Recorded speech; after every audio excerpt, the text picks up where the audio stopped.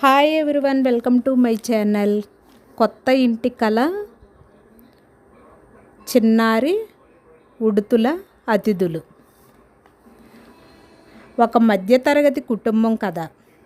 ఎన్నో ఏళ్ల నుండి కష్టపడిన కష్టార్జితంతో సొంత ఇంటి కళని నిజం చేసుకోవాలని అనుకుంటూ ఉంటాము.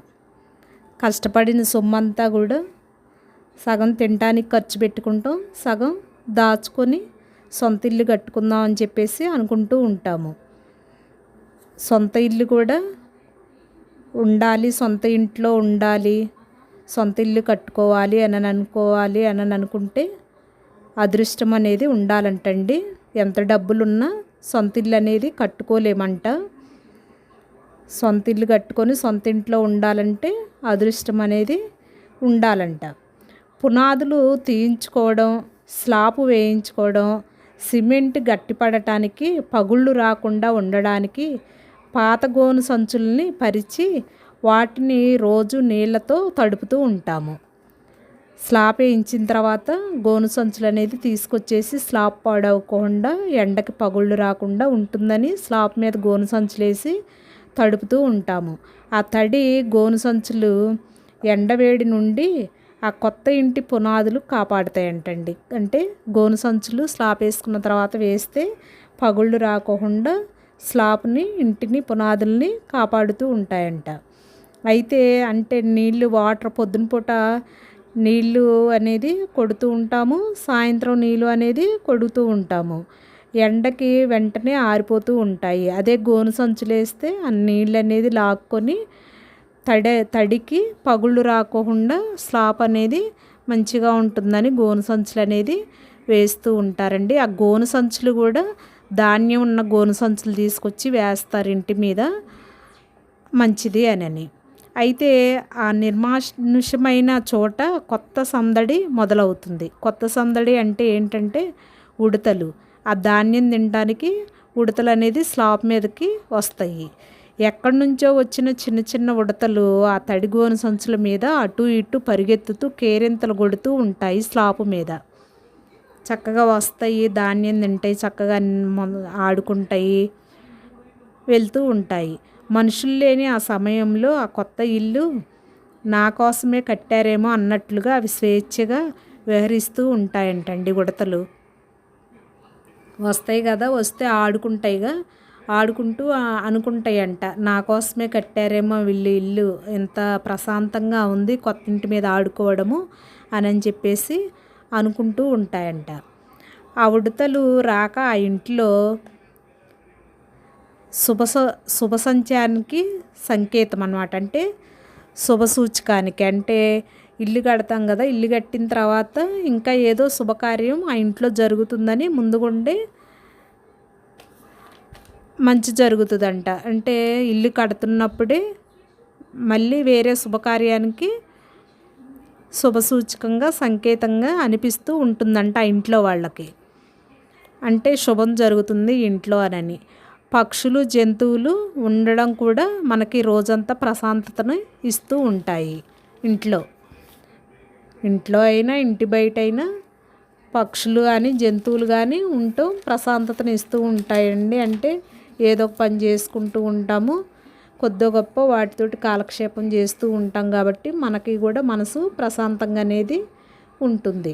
ఉడతలు ఉన్న చోట లక్ష్మీదేవి కళ ఉంటుందని మన పెద్దలు చెబుతూ ఉంటారు. లక్ష్మీదేవి కళ అంటే ఏంటి, అసలు ఉడతలు ఉంటే లక్ష్మీదేవి కళ ఎలా వస్తుంది? ఎక్కడైతే శాంతి వెళ్ళి విరుస్తూ ఉంటుందో అక్కడ సిరి కొలువై ఉంటుందంట.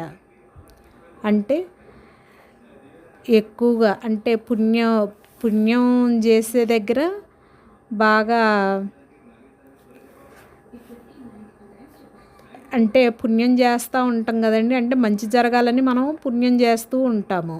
అలాగే ఏంటంటే శాంతి కూడా వెరజిల్లుతూ ఉంటుందంట. అంటే శాంతి అంటే ఏంటంటే ప్రశాంతంగా ఉండటము, ఇంట్లో కూడా ఎలాంటి ఒడిదుడుకులు లేకుండా గడిచిపోవడము లక్ష్మీ కళ అన్నమాట.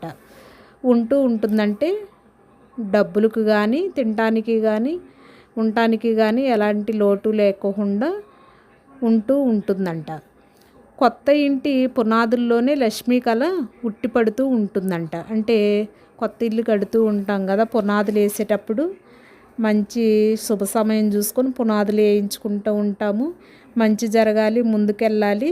ఇల్లు కూడా కట్టేటప్పుడు సగం గోడలు అయిన తర్వాత ఇల్లు ఆగిపోతూ ఉంటుంది, స్లాబ్ అయిపోయిన తర్వాత ఇల్లు ఆగిపోతూ ఉంటుంది.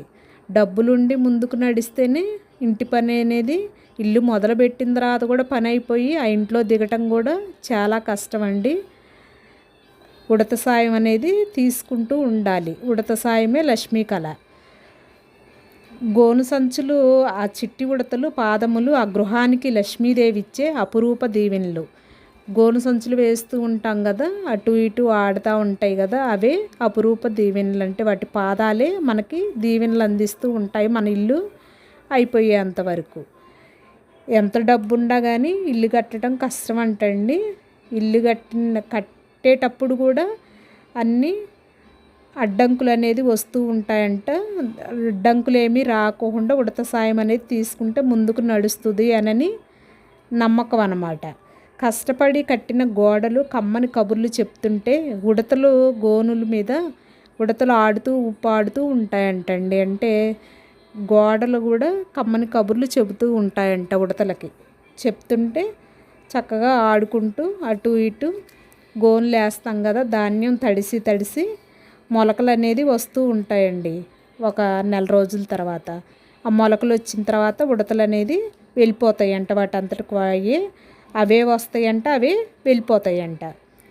అప్పుడు ఉడత సాయం అనేది మనము ఆ పాదాలు ఉంటాయి కదా, అవి మనం ఉడత సాయం మనకి చేసినట్లు అన్నమాట. మనకి ఎలాంటి లోటు లేకుండా ముందుకెళ్ళాలి అని చెప్పి ఉడత సాయము చేసి వెళ్ళిపోతుందంట. ఉడత సాయం ప్రకృతిలో నిండు నూరేళ్ళు ఇంట్లో సౌభాగ్యములతో విరజిల్లాలి అని చెప్పేసి మనల్ని దీవించి వెళ్ళిపోతాయంటండి. ప్రతి ఇటుకలోనూ ఒక ఆశ, ప్రతి ఉడత అడుగులోనూ ఒక వెలుగు అనేది ఉంటుందంట. ప్రతి ఇటుకలోనూ ఒక ఆశ అనేది ఉంటుందంట.